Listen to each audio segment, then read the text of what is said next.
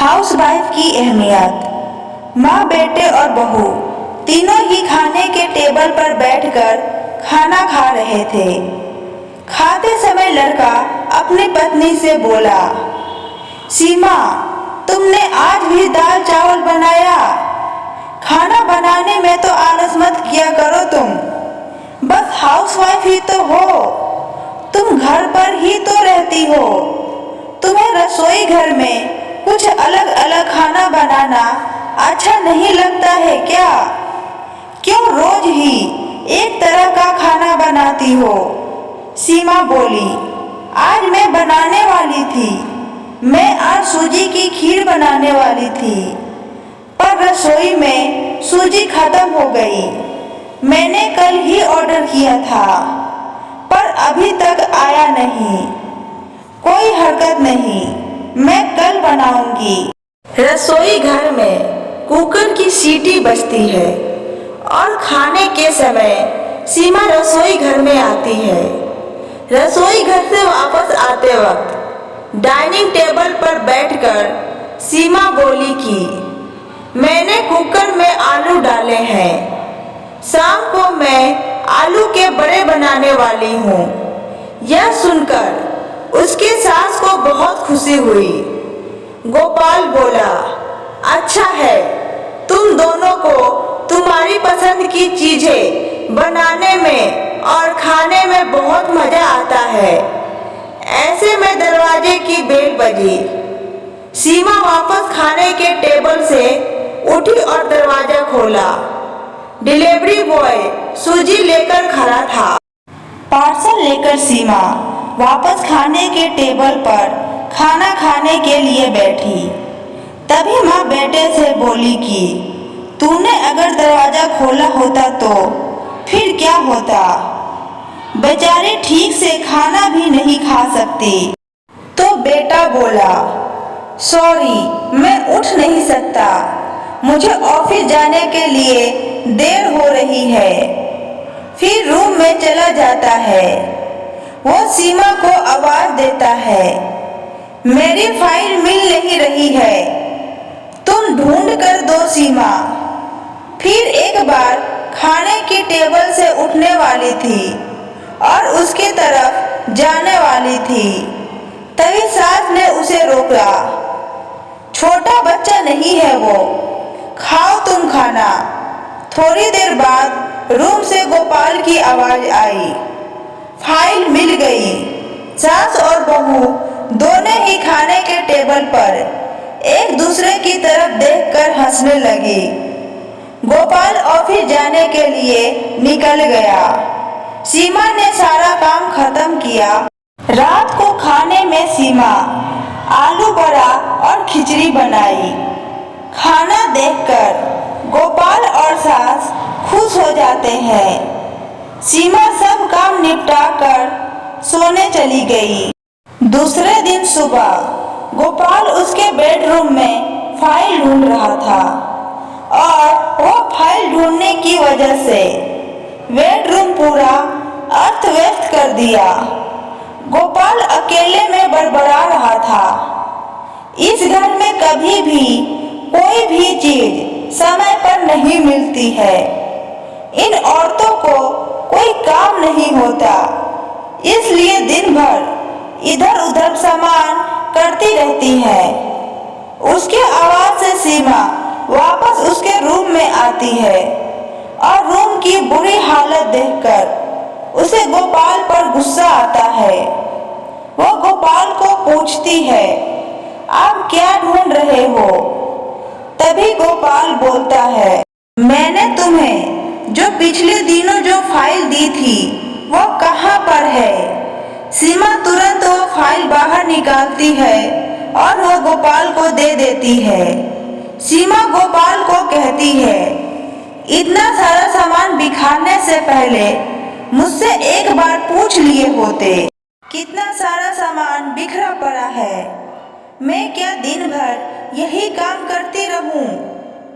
उल्टा गोपाल सीमा पर चिल्ला देता है और बोलता है कि क्या काम रहता है दिन भर तुम्हें? इतना काम भी तुम नहीं कर सकती क्या? दिन भर सोते ही रहती हो सिर्फ। माँ के कहने पर हाउसवाइफ से शादी करके बहुत बड़ी भूल की मैंने। ऐसा बोलकर गोपाल ऑफिस के लिए निकल गया। पति पत्नी का बोलना माँ के कानों पर पड़ता है, जो गोपाल को पता नहीं था। माँ सीमा के पास जाती है, तभी सीमा रो रही थी।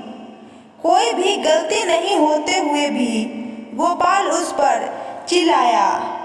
यह उनको पता था, सीमा से वो बहुत प्यार करती है, सीमा भी उससे बहुत प्यार करती है। सास ने सीमा को शांत किया। फिर दोनों ने गोपाल को अच्छा सबक सिखाने के लिए प्लान बनाया। दूसरे दिन सुबह गोपाल नींद से जागा, तभी वो सीमा को चाय के लिए चिल्ला रहा था। तभी माँ नजदीक के सोफे पर बैठी थी। वो बोलती है, सीमा घर पर नहीं है, वह किसी काम के लिए अपने मायके गई है। गोपाल फोन निकालता है और सीमा को फोन करने लगता है। तभी माँ उसे रोकती है और बोलती है कि फोन मत करो, वो मायके ही तो गई है, 2-3 दिन में आ जाएगी। गोपाल फोन रख देता है और माँ को बोलता है कि माँ चाय। तभी माँ बोलती है, हाँ 2 कप बनाना, मैं भी पीऊंगी। इच्छा ना होते हुए भी गोपाल चाय बनाने के लिए रसोई घर में जाता है। माँ सोफे से खड़ी होती है, बेटा गोपाल को पुकारती है। वो सोचने लगता है कि माँ उसे रोकेगी और खुद चाय बनाएगी, पर माँ बोलती है, मेरी चाय में शक्कर कम डालना। गोपाल चाय बनाता है और चाय लेकर आता है। माँ और बेटे दोनों ही चाय पीते हैं। फिर माँ बोली, चाय अच्छी बनाई है, पर सीमा जैसी नहीं। वो चाय बनाती है तब तुलसी के पत्ते डालती है। उस चाय की तो बात ही अलग होती है बेटा। कोई बात नहीं, अगली बार तुम चाय बनाओगे तब ध्यान में रखना। गोपाल उसकी माँ को देखते ही रह जाता है। थोड़ी देर बाद गोपाल उसकी माँ को बोलता है, माँ आज मैं मटर पनीर खाना चाहता हूँ। माँ फिर से गोपाल की तरफ देखकर बोलती, अरे वाह, आज मेरा बेटा मटर पनीर बनाएगा और मुझे खाने के लिए देगा। अच्छा हुआ, बहुत दिनों से मटर पनीर खाने की इच्छा हो रही थी। तभी गोपाल बोला, अरे माँ, मटर पनीर आपको बनाने के लिए कहने वाला था। तभी उसे माँ बोली, नहीं बेटा, मेरे घुटने बहुत दुखते हैं, मैं इतनी देर रसोई घर में खड़ी नहीं हो सकती। तभी गोपाल उसका फोन निकालता है और रेस्टोरेंट से ऑर्डर देने लगता है। तभी माँ उसे रोकती है और बोलती है, मुझे वह होटल का खाना नहीं पचता है, मुझे गैस हो जाती है और तुम मुझे बाहर का खाना खिलाने वाले हो क्या? शायद माँ से प्यार नहीं करते हो तुम गोपाल। तभी गोपाल खाना बनाने के लिए रसोई घर में जाता है। 1 घंटे बाद खाना तैयार होता है। 2 थाली में खाना लेकर गोपाल उसकी माँ के पास आता है। गोपाल ने दाल चावल बनाया है। यह माँ देखती है।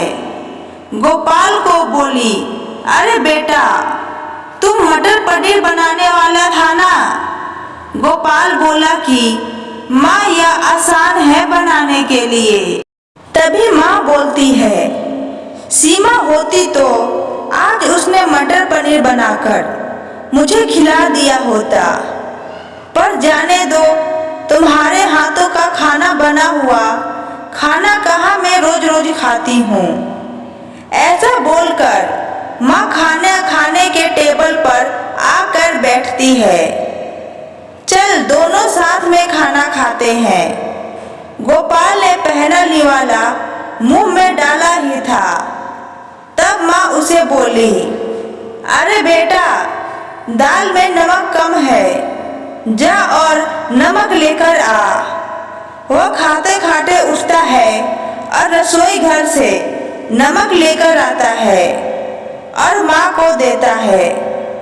फिर से खाने के लिए बैठता है।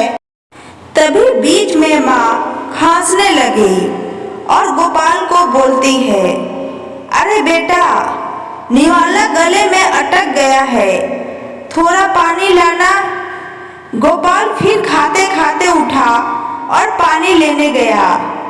फिर वो पानी माँ को दे देता है। इस सब में गोपाल के चेहरे पर गुस्सा स्पष्ट रूप से दिखाई दे रहा था। गोपाल को अब समझ में आ रहा था कि वह सीमा के साथ जिस प्रकार का बर्ताव कर रहा था उसे कितना बुरा लगता होगा। वो यह सब खुशी से करती थी। उसके चेहरे पर कभी भी कोई शिकन नहीं दिखी। वह सोचते सोचते खाना खा रहा था। माँ यहीं पर नहीं मानी। खाना खाने के बाद माँ गोपाल को बर्तन धोने के लिए कहती है और माँ उसे के रूम में आराम करने चली जाती है। माँ उसे परेशान करने का कोई मौका नहीं छोड़ती।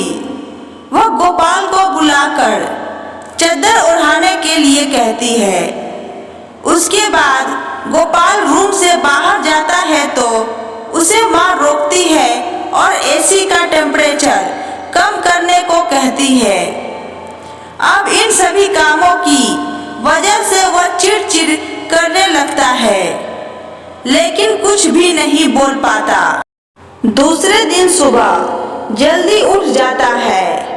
उसे ऑफिस जाना होता है, इसलिए वह जल्दी सब्जी काटता है, पर उसका ध्यान सब्जी की तरफ नहीं होता। वह सीमा का विचार कर रहा होता है। वह सोच रहा होता है, हाउसवाइफ का काम आसान होता है, ऐसा मुझे लगता था, पर सच में वैसा नहीं है। मैं कितना गलत बर्ताव करता था सीमा के साथ। मन ही मन पछता रहा होता है।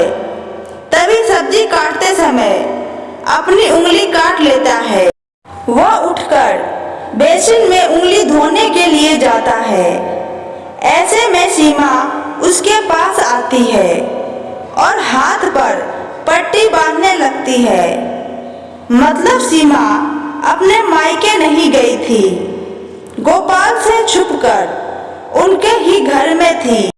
यह तो सास और बहू का प्लान का एक हिस्सा था। गोपाल सीमा को देखकर खुश हो जाता है। वह उससे माफी मांगता है।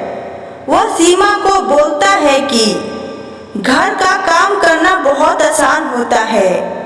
तुम घर पर ही रहती हो, तुम्हें क्या काम रहता है, ऐसा मैं हमेशा बोलता था। पर एक ही दिन में मुझे सब समझ में आ गया। मैं तुम्हें ऐसा कभी नहीं बोलूँगा और इसके आगे हम एक साथ घर के काम करेंगे। अगर घर हम दोनों का है तो घर के काम भी हम दोनों ही करेंगे। दोनों का बोलना माँ बाहर से सुन रही थी। वह दोनों के लिए बहुत खुश थी। आशा करती हूँ आज की कहानी आपको पसंद आई होगी। वीडियो अच्छे लगे तो वीडियो को लाइक करें। चैनल पर नए हैं तो चैनल को सब्सक्राइब करें और कमेंट बॉक्स में अपनी राय बताएं। Thank you.